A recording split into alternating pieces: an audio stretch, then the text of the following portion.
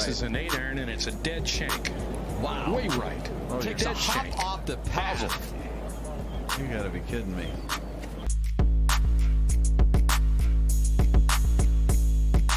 Very tough pitch shot right here. You got to hit it into the hill. One hop up and bite, and it's in. Kind of like that.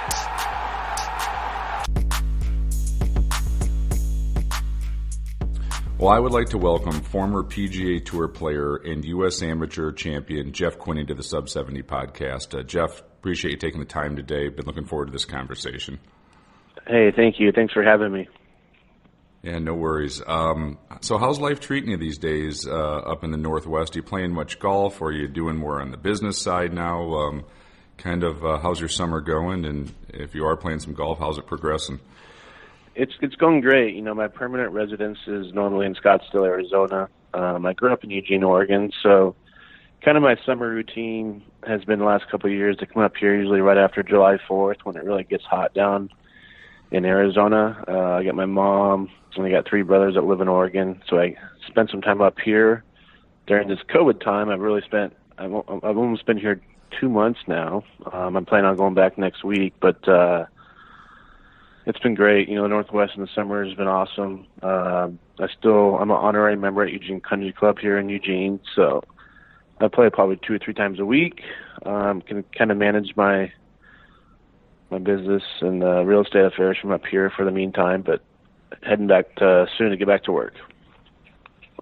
Is it serious golf anymore, or do you has that been turned off a little bit and you just kind of play with your buddies out there? And is that switch a hard thing if it isn't, you know, to the level you were once at? Is it hard at times to be as motivated to play golf since you played it at the highest level at a, you know, very successful, you know, career and everything that you did? Yeah, it's definitely not serious now. I think my handicap is still a +3. I've had a 64 and a 66 up here this summer. Playing with the men's tees, kind of the white tees here, which is a little bit shorter. But there definitely was a transition there from, you know, my last competitive Q school was 2015, and it was a real transition of playing competitive golf to kind of playing weekend warrior type of handicap golf, and, you know, not practicing very much, hitting balls for 15 minutes of warm up and going to the tee. So I was definitely frustrated at times there, and I was almost playing worse because, you know, expectations were so high, and then you don't practice and you don't, you know, put the time in and the effort, and then you don't get the results. You kind of get frustrated, almost deterred you from playing the game a little bit. Yeah, that's exactly where I was going with it. Like I said, to play at the level you played at, which, you know, realistically on tour at your best, your handicap is probably +8, you know, +9. And, you know, we would all kill to be +3s, but it's not to the level you guys play at on tour. And like I said, I've always found it, you know, when the guys who do switch gears and aren't doing it professionally anymore, is it hard to get to that next? Is it hard to just enjoy it as a casual golfer anymore? And I imagine, like you said, there's parts that you still love, but I'd have to imagine there is parts of like, no, in my best, that wedge shot would have been in that 6-foot circle. Yeah. And, you know, I hit it to 20 feet and I'm just like, oh my God, you're awful. And your playing partners are going, nice shot. Yeah. Right. No, it's definitely a transition, maybe a little learning curve. One, I think I learned to enjoy the game now and love the game, and, you know, take a cart, put the music on, have a beverage or two, you know, just relax and enjoy and not put any pressure on yourself. I mean, sometimes when you play with somebody and they're like, oh, this, you know, you see your accolades and they expect you to play great and you hit some silly shots. You're like, this guy actually played golf for a living, you know, and I still hit those type of shots today. And I've kind of learned just to play the game that keeps it in front of you, make some putts, you know, and have fun with it. Well, I know you're also working in real estate, like you mentioned. Are you on the commercial side, residential side, and how has that, you know, career blossomed for you, and how much are you enjoying kind of using your business background from the degree you got, and kind of, I know you have some family history in real estate as well, and kind of taking that lineage and moving forward with it? Yeah, you know, when I was making a little bit of money, when my dad was around, we invested in some campus properties up here in Eugene, as far as duplexes and triplexes and apartments, and that, you know, that really has turned out well as an investment. So have kind of adopted that. In Arizona, where I have some rental properties that I do really well on the short-term rentals and VRBOs and stuff like that. And so when I had some downtime, I really wanted to kind of figure out what I want to do with my life and career. And going to real estate school just seemed like a legit opportunity just to kind of learn our family business, what we kind of do, and be able to help. And then in Arizona, I got my license about 4 years ago, I think, and a good buddy of mine, Brett Engner, was the owner and broker of the company. So he's like, hey, come on with me and I'll train you. So it's called Everyday Investments Realty, and we're officed in Scottsdale. And, you know, we do a little bit of everything. We do property management to commercial. We do residential. We do a little jack trades of all everything.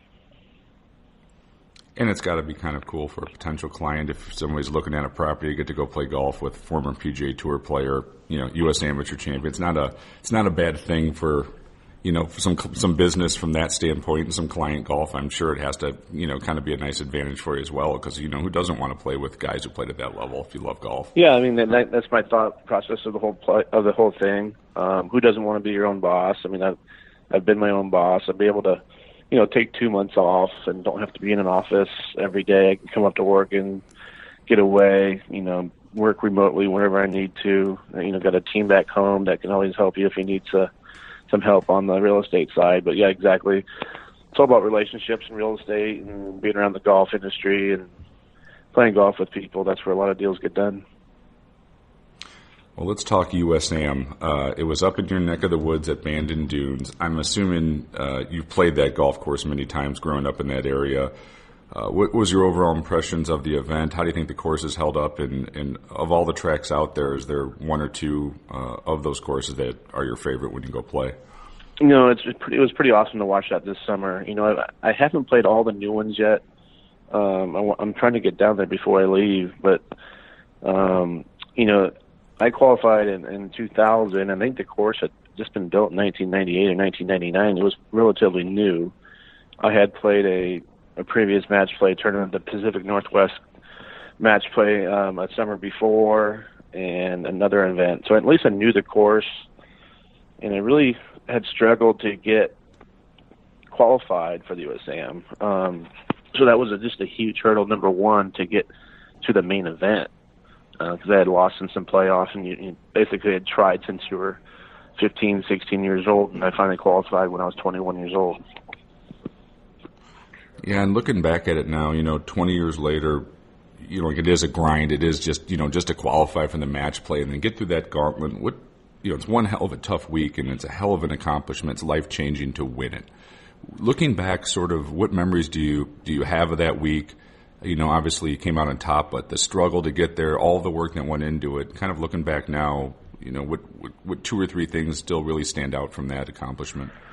There's a couple of things. You know, basically, I think it was 5 over after the first 9 holes on the first qualifying day, and pretty much was behind the 8 ball, thinking I'm going to pack my bags and go all the way from New Jersey back to Oregon. And all of a sudden, you know, I was somehow maybe shoot 1 under on the back 9, shoot a couple under the second day to make it in the middle of the pack of match play. But some other things that just really stood out after watching the AM last week was some of these guys are, you know, 3, 4 down, and that was in that type of spot. You know, those guys never gave up and really flipped the matches. You know, it's really hard to close out a match. You're playing too conservative or whatnot. So I was kind of on both sides. I was down 3 and 4 in the matches, and I was up 3 and 3 in matches, and had a hard time closing them out. But you know, it's 20 years ago. It's pretty amazing. People just still talk about it, and this, you know, every week they say on TV, U.S. Amateur champion, or if it's Matt Kuch, or if it's, you know, Kelly Craft. You just hear all these guys' names, and it really sticks with them the rest of their career. Do you play match play at that, you know, at that level? Did you play different than you played medal play? So in other words, overall score obviously doesn't count when it gets there. Did you play more aggressively, or did you naturally just play your game as it would be on a, you know, a standard sort of 72-hole tournament? I think it just kind of comes down to my kind of athletic background of not wanting to lose. You know, I'll try to beat you in ping pong or a free throw contest or whatever. And you really get focused on to each shot, each hole. You know, I think sometimes when you in a stroke play event, and you shoot 5-6 under the first day, or you kind of are just playing protective, or you're thinking about, am I going to win this 4 days? You know, it's just you're looking too far in advance. And match play just really got me focused into just beating that guy head to head. You know, if he hit the fairway or if he hit in the rough, you just play defensive or offensive golf. But yeah, if you're down, you got to play aggressive. And if you're tied, you kind of make par and make the mistakes.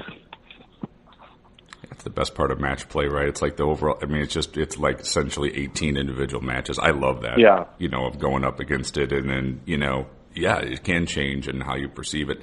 But it's always interesting the guys do it at the best. Like, how do they sort of look at that challenge? And at first you just kind of play your game. But I'm sure, like I said, in the end, if you're up 3, you're not going to take the risk. But I think it's the best way to play competitive golf. I love it personally. Yeah, I mean, I've talked to other players or even buddies that I've beat, like a DJ Trahan, the following year when I defended. You know, he still remembers the bunker shot I hold on him. You know, and I think that's my type of game of maybe chipping in a little bit, making a long putt, not missing short putts. I don't think I missed a short putt all week in these really hard greens at Baltusrol, and you know, that's just don't give away holes, and then.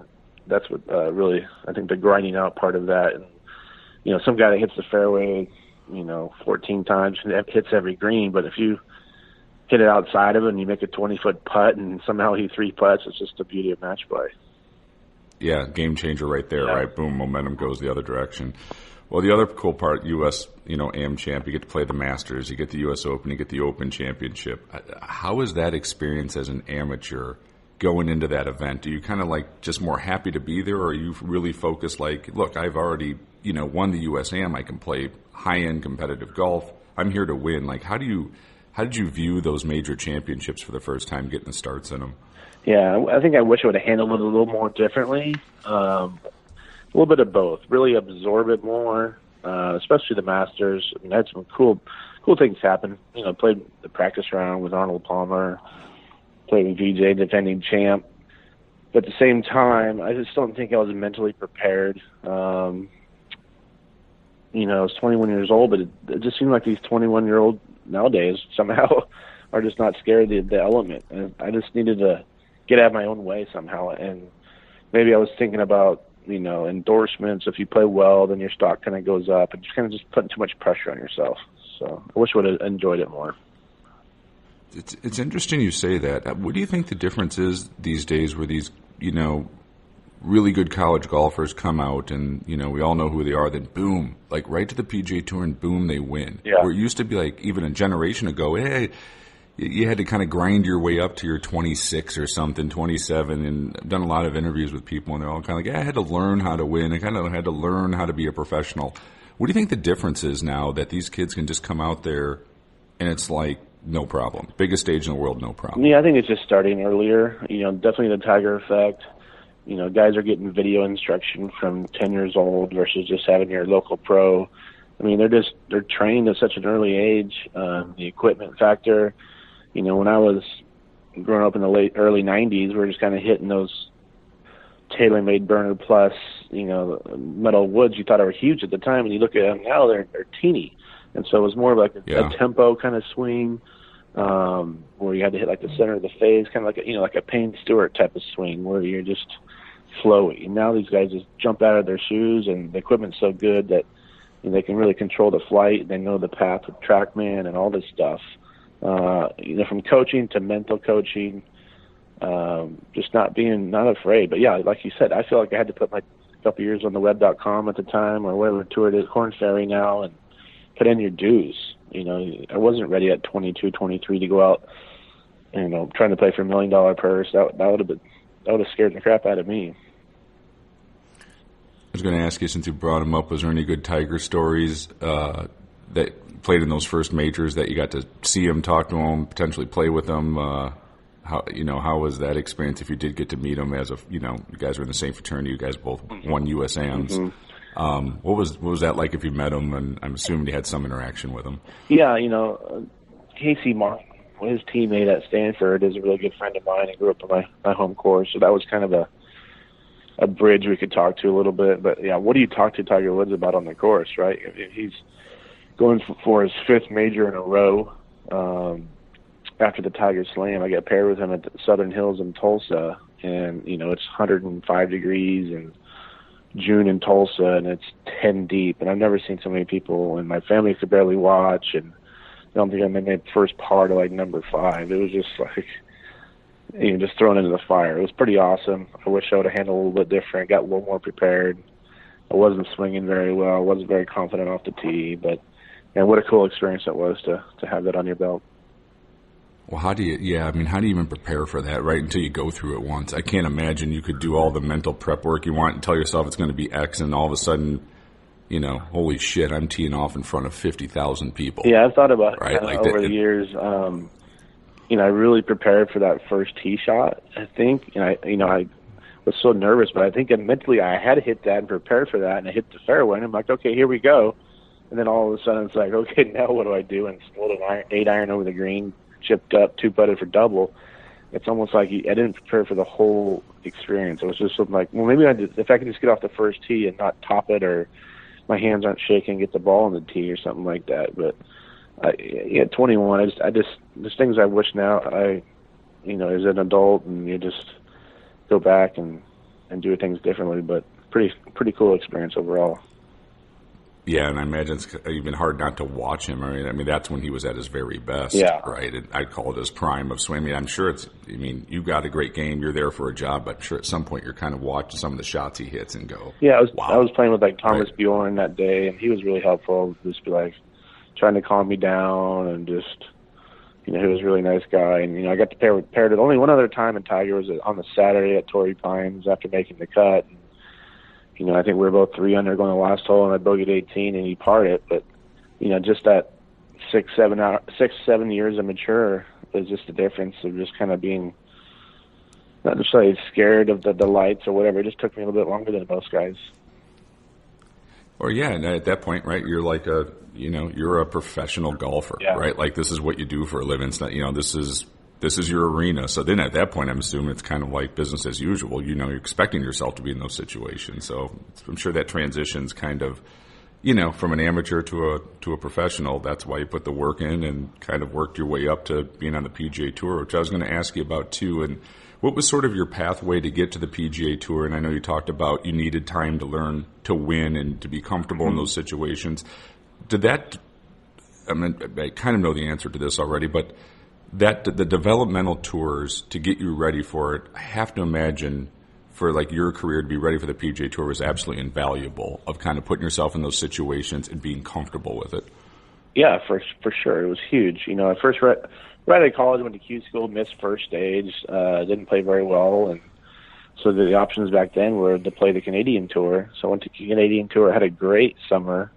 It was me, Steve Scott, another, runner-up USAM, Hank Keeney. Played a lot that summer. That was when Golf Channel was just kind of coming on, and the main tour was on CBS, so we got a ton of TV coverage. I finished second on the money list, which was able to advance me to second stage of Q school, kind of skip a stage. But the Canadian Tour was really fun, and I played 4 years on that. I think it was buy.com at the time back there. Took me three years. I think I won in my 4th year, and was able to finish 6th on the money list and just move up. It was just like stepping stage, like a baseball, just moving up the ranks as a single, AA, AAA. It felt like, in 2006 was my best year out on the mini tours, and 2007 was my rookie year. I was ready to go.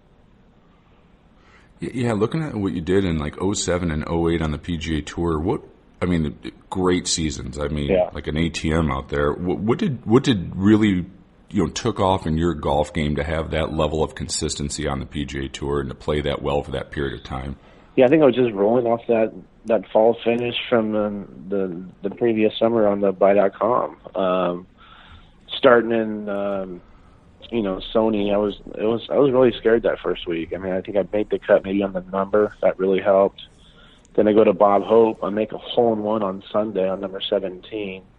And finished 4th. So just right off the gate, I think I had 4 top 10s in the first 5 events. Almost win the Phoenix Open. Pretty much choked that away. The whole West Coast swing was really good to me in 07 and 08, and just really like those those courses fit my eye. Just really riding some momentum. But I could never play that well in Florida or other places. But I wish I could bottle that up. Did your golf swing change over time from going from your USAM to being on the PGA Tour? Was there a lot of work that went into kind of refining it and getting it to where you wanted, that swing to be consistent out there like that? Yeah, big time. I owe a lot of credit to Mike LeBeau out of Scottsdale. Basically, I had some back trouble there in 2002. I was a really upright swinger and kind of a timing oriented, so we really got adopted kind of the one playing Jim Hardy stuff in 2003, 2004. It took a couple of years to kind of really set in, but it got me a lot flatter, more on playing, and that's what really carried me on to the tour, because I was really hitting it pretty good, and I've always been a good chipper and good putter. All I had to do was just kind of keep it in play and keep it off the tee, then I was going to be up there. Did you go from playing like a pretty hard draw to a little fade then pretty much with everything? Yeah, I was a great iron player. I learned more about the golf swing now than I did back then. I wish I could drive it now. I hit better draws now, and I just understanding the whole TrackMan thing and swinging up on it, swinging to the right. I was a great iron player, great wedge player on tour, but I wasn't a great driver because I think I was down and I was left, kind of making every swing was the same. A wedge, a 5-iron to a driver was the same swing. And in my opinion, no, there's a couple different swings that need to be made. Yeah, especially if you're out there hitting down on the ball, right? I'm sure that's when it had to be eye-opening if you got on TrackMan. And you said you actually had a descending attack angle into a driver. Yeah, when I first got on TrackMan, I was like -3, -4 on TrackMan. And that's great for irons and great for 7-irons. Yeah. And, all those stack and tilt guys were kind of a little bit similar in strategy. But yeah, you can't hit a draw if you're hitting it left and down. So a lot of my driving, I think, inaccuracies and timing on tour could have been fixed, but if I had that type of TrackMan knowledge now, today.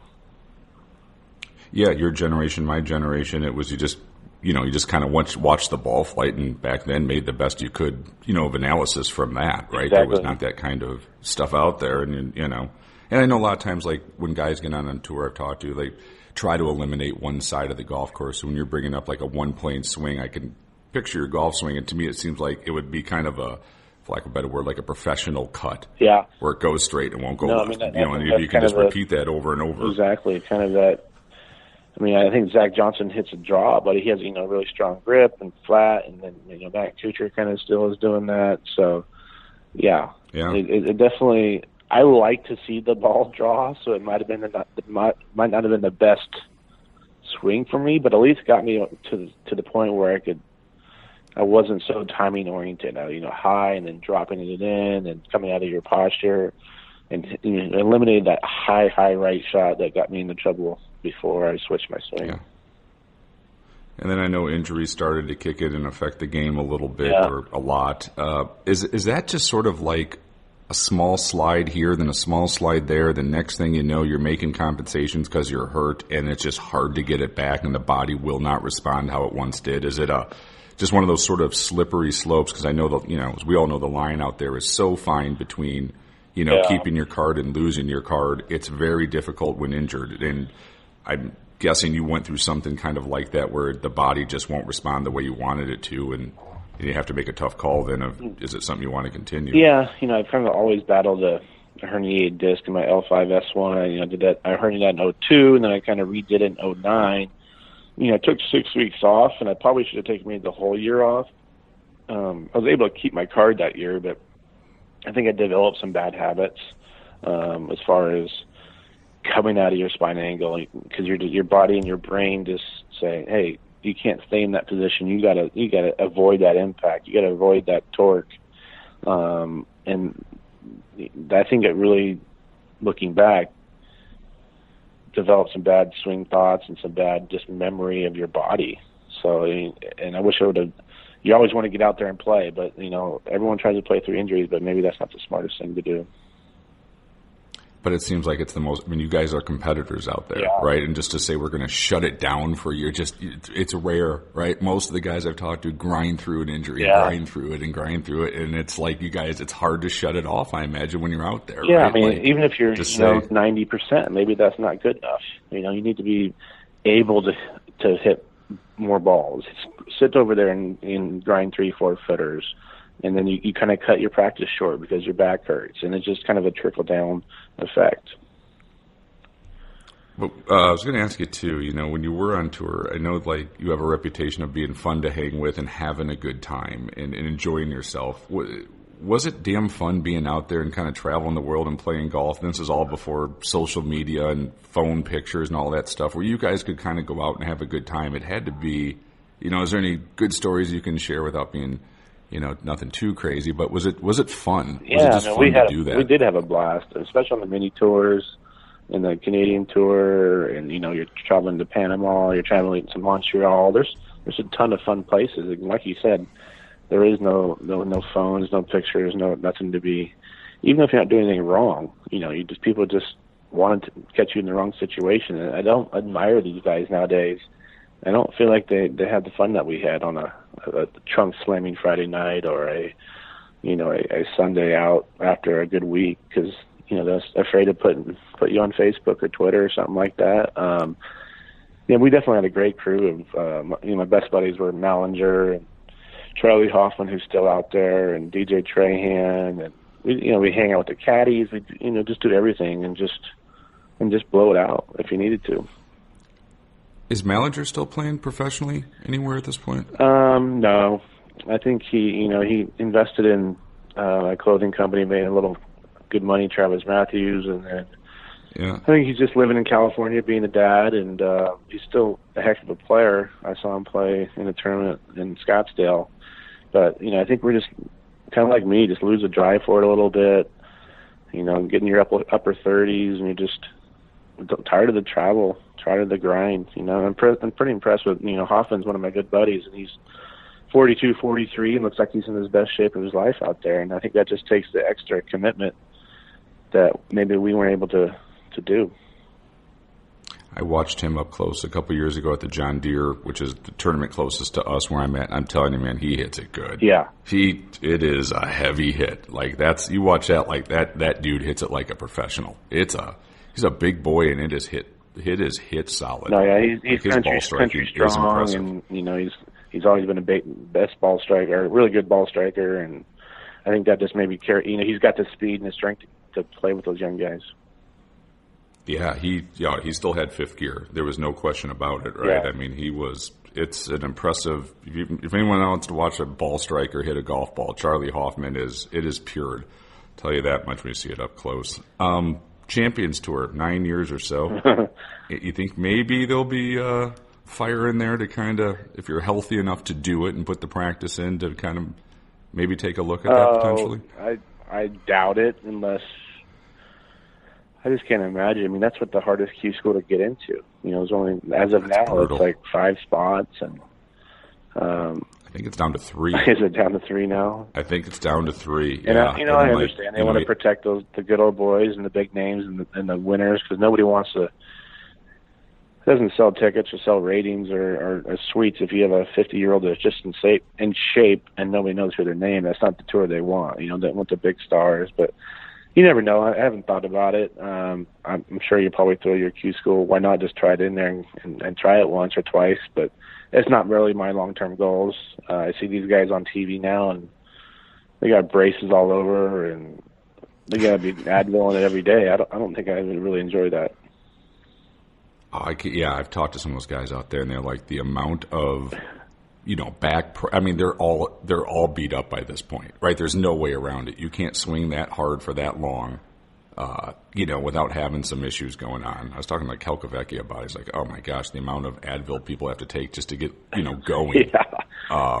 They're just beat up, man. There's a lot of hard golf swings on those bodies at that point. Yeah, I mean, I know how I'm feeling at 41, a little bit out of shape, but I couldn't imagine 9 more years and the grind. I mean, maybe those guys just love the game, or don't like their wives or family or what, or need the cash. I mean, they're obviously playing for more cash than they probably did in their primes. So they're kind of getting the payout on the back end.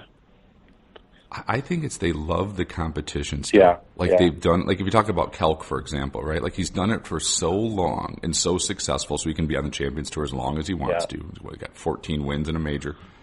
I think they just thrive off, they got to have the action and they want the best, you know? I think it's a hard valve to shut off, you know, like what's Bernhard Langer still have to prove? Yeah. And yet, you know, if you go out there and watch him at a Champions Tour event, that dude's putting in 12-hour days. Yeah. I mean, I was out there one morning doing a media thing, and then I left at 6 at night. He's still out there. Yeah, I agree with that because they played my home course, Phoenix Country Club, for the Schwab Cup Finals, and I was down there on like a Friday afternoon, and everyone's done, and I'm like, why is these guys are grinding, hitting 3-4 footers? Like, go home, have a glass of red wine and a steak, like.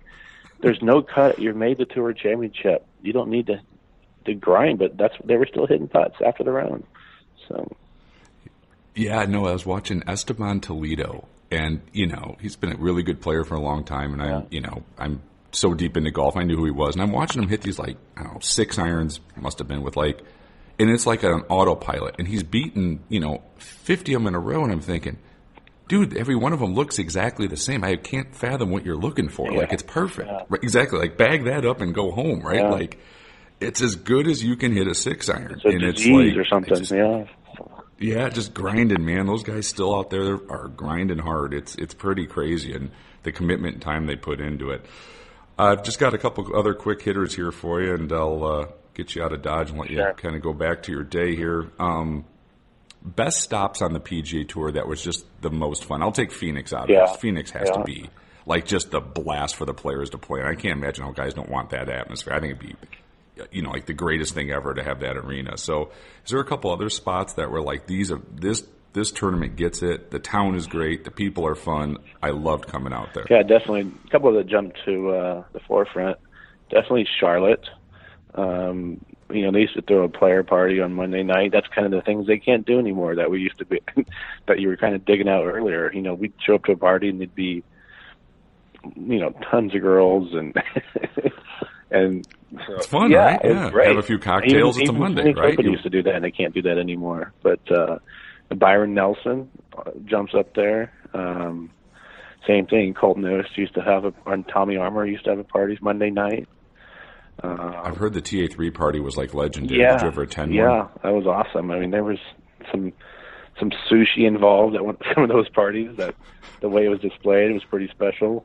So you can probably jump to that conclusion of that one. But Players was always awesome. Memorial was always awesome at Jack's tournament. Those are the ones that really kind of jump out to me. Best or worst Pro-Am story?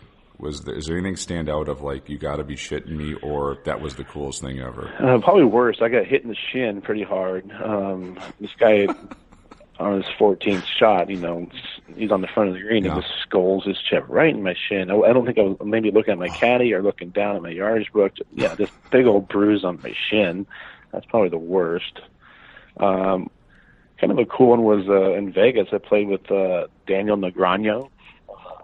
Yeah. That was kind of a cool poker player.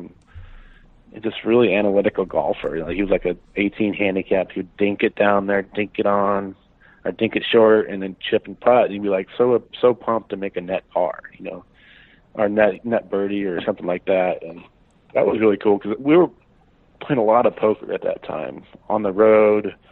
And so that was really kind of cool to play with a celebrity like that. Yeah, and ask him a few questions about your game, right? I'm sure it had to be fascinating. He wants to find out about because of course the pro golfers all want to, be better at poker than the poker players want to be pro golfers. So that conversation had to be perfect. Yeah, I think on the Web.com tour, I keep calling it different names. It switched so many times, but I got to play with Janet Gretzky as my partner 1 year, and I got to play with Kevin Costner's wife 1 year. So that was kind of two highlights that were Pro-Am tournaments that were great. Best 2 or 3 golf courses, not tour courses, but if you architecturally, like you went and played them, absolutely fantastic. Is there, a couple that stand out and traveling around the world that are just incredible to play? So you said non-tour golf courses. Well, you get a Pebble Beach. I mean, I'm thinking, but it doesn't have to be a tour course to say, they're not going to have a tour event at, Seminole.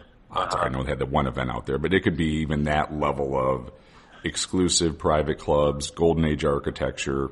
That I kind of gave my buddy Scott Cade a plug on this one. A course called Old Sandwich, just south of Boston. It's kind of a hidden gem. Definitely one of the Bandon Dunes courses. I'd say Pacific Dunes is one of my favorites. They didn't play that in the match play, but there's more pretty holes in that course. I loved Knollwood Country Club in Chicago. I think that was a great course. We kind of played a one-day event. We had a really cool experience of somehow we were able to play a one-day event with Purdue, Arizona State versus Purdue, and then we were able to put on our Letterman's jacket and go to a Notre Dame ASU football game that weekend. That was a really cool college experience. Not a bad weekend in Chicago. Yeah. Chicago's got some great golf courses on the old clubs on the North Shore. There's some fantastic tracks in Chicago, historic clubs. Yeah. So, some good ones out there. I was going to have to ask you about this as well because I'm in, with owning sub 70 golf. I'm in the equipment business. The Nick Hent golf deal. It's a strange thing, and I know you were like an ambassador for them, and then did that whole thing? I'd never heard of a company. Didn't they stop paying everybody, or what's the backstory to that? I think they were just without going into too much small fish in kind of a big pond there. I think they're pretty highly leveraged. 2008, 2009 hit. The economy was going in the tank, and I didn't receive payment like my first and second quarter payment. For my, carrying their bag and hat and using their equipment. And, they had some, crazy ownership issues. And they really say, hey, we're going to make it. And then, I pretty much lost a whole year in endorsements, which was a real shame, which kind of sucked. And I really liked the driver and really liked their hybrid. They made good stuff, just couldn't weather the storm. I think maybe just overextended themselves a little bit, trying to get too much into a market with TaylorMade and Callaway and Titleist. You just couldn't keep up with the big fish. Yeah, because you were kind of like their lead PGA Tour guy at that point in time, right? I mean, you were kind of the face of the company on tour. Yeah, that was really kind of the cool part of it. I had a commercial. They were putting me on magazines, and if you're just a TaylorMade guy, and if you're not top 5 in the world, they're probably not going to do that for you. So I really, felt like I was their brand, and was able to just kind of be my own little niche. And I liked the ownership. I got along with everybody. I think they just made some poor financial decisions and overextended themselves. But unfortunately, I lost 1 year of endorsements, and there's nothing to chase, nothing to go after. So.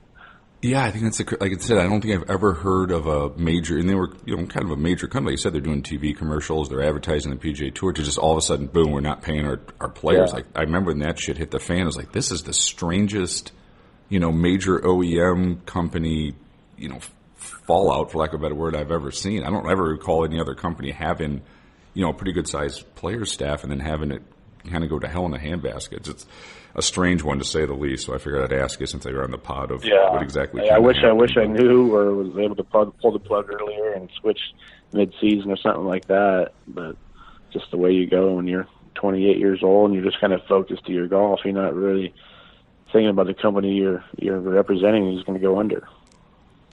Yeah, I mean, that's your agent's job, too, to probably, help you. Your job's to play great golf, not, that's why I have an agent to do those things. Exactly. Well, last one I have for you. My buddy, who's an eye surgeon, just moved out to Eugene, Oregon, and he has been approved to join Eugene Country Club. So how good is the course?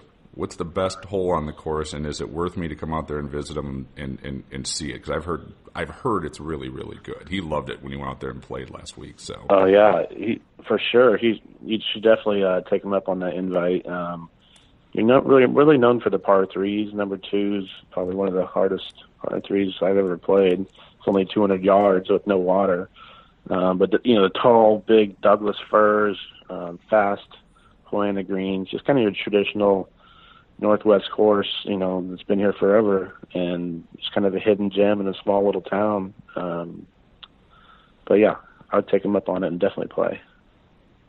All right, I'm going to have to cut out there at some point and maybe go ski out in Mount Hood at some point in the spring when the weather gets better. Go out and, go out and play with him a little bit. So he's excited to join out there, though. He said the facilities were great. The course was fantastic. He absolutely loved it. So thanks for the insights, man. Hey, I appreciate you being on. I've enjoyed the conversation. Been looking forward to it. So thank you for everything. And, we'll if I'm out in Eugene, Oregon, maybe I'll see you on the tee box somewhere. All right, great. Thanks for having me.